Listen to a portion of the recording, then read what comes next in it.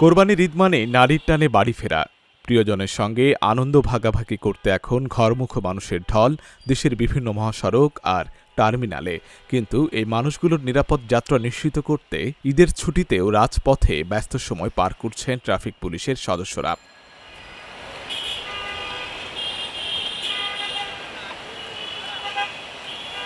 প্রচণ্ড গরম, অতিরিক্ত যানবাহনের চাপ আর দীর্ঘ কর্মঘণ্টা সবকিছু সামলিয়েও দায়িত্বে অবিচল তারা।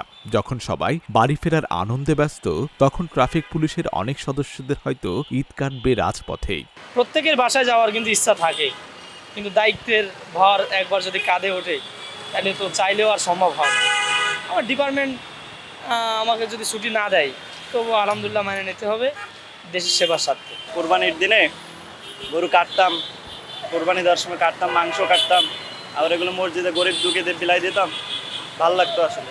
চাকরি হচ্ছে কি 1 বছর, এই 1 বছরে গত জীবন বাড়িতে ছিলাম যখন বাবা মায়ের সাথে কোরবানি প্লাস ঈদ উল ফিতরের ঈদ কাটাইছি, কিন্তু এই বছরই প্রথম যে এরকম হচ্ছে যে কোরবানি ঈদটা বাবা মাকে ছাড়া একা দেশের জন্য, দেশের মানুষের জন্য আর কি কাটাতে হবে আলাদা। পরিবার, সন্তান আর প্রিয়জনদের ছেড়ে দায়িত্ব পালন করতে হচ্ছে অনেককেই। কারো সন্তান অপেক্ষা করছে বাবার জন্য, আবার কোনো বাবার অপেক্ষা তার সন্তান বাড়ি ফিরবে। চাকরির প্যাটার্ন অনুযায়ী আমাদের মেনে নিতে হয়।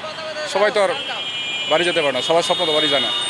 কষ্ট লাগে, ন্যাচারালি লাগে, লাগলেই কী করা আছে, কারণ সর্বোপরি দায়িত্বটাই বড়।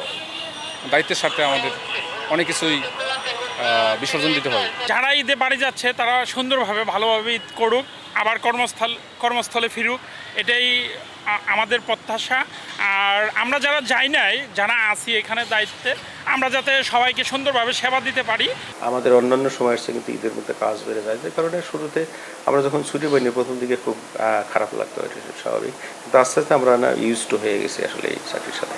এমনও হয়ে গেছে যে 7 বছর পরে ছুটি হয়ে বাড়ি গেছে, এমনও হয়েছে।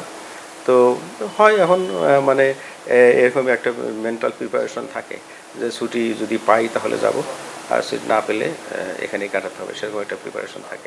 শুধু যানজট নিয়ন্ত্রণ নয়, যাত্রীদের সহযোগিতা আর নিরাপদ চলাচল নিশ্চিত করতেও কাজ করছে তারা। তাই সে দায়িত্ববোধের প্রশংসা করছেন সাধারণ মানুষও। অবশ্যই খারাপ লাগছে, কারণ তাদের ফ্যামিলি আছে, বাবার সন্তান আছে, মা বাবা আছে, তারা যেতে পারে না। তারা আমাদের স্বার্থেই তারা যায় না।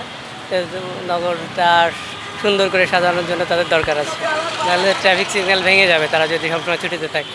আসলে একটা কষ্টের বিষয়, তারপর তারা জনগণের জন্য সেবা করতেছে, সেজন্য তাদেরকে অনেক ধন্যবাদ। ছুটি আসলে সবার তো একসঙ্গে দিলে তো একটা প্রশাসনের ব্যাপার আছে, সেটা চলবে না। আর দ্বিতীয় আছে, হয়তো ঈদের আগে এক ব্যাচ ছুটি পাবে, আবার ঈদের পরে হয়তো ওরা আসলে আর ছুটি পাবে। হ্যাঁ, কিন্তু যেটুকু নিয়তি আছে, আমি যেটা মনে করি আল্লাহর ইশারা ছাড়া দুনিয়ার কিছুই নড়ে না। ঈদ আনন্দের, ভালোবাসার, ত্যাগেরও। আর সেই ত্যাগের নীরব গল্প লিখে চলেছেন ট্রাফিক পুলিশের সদস্যরা, যাদের চোখেও থাকে বাড়ি ফেরার স্বপ্ন। কিন্তু সবার স্বপ্ন তো আর বাড়ি যায় না। আশিক আরেফিন, ঢাকা জার্নাল।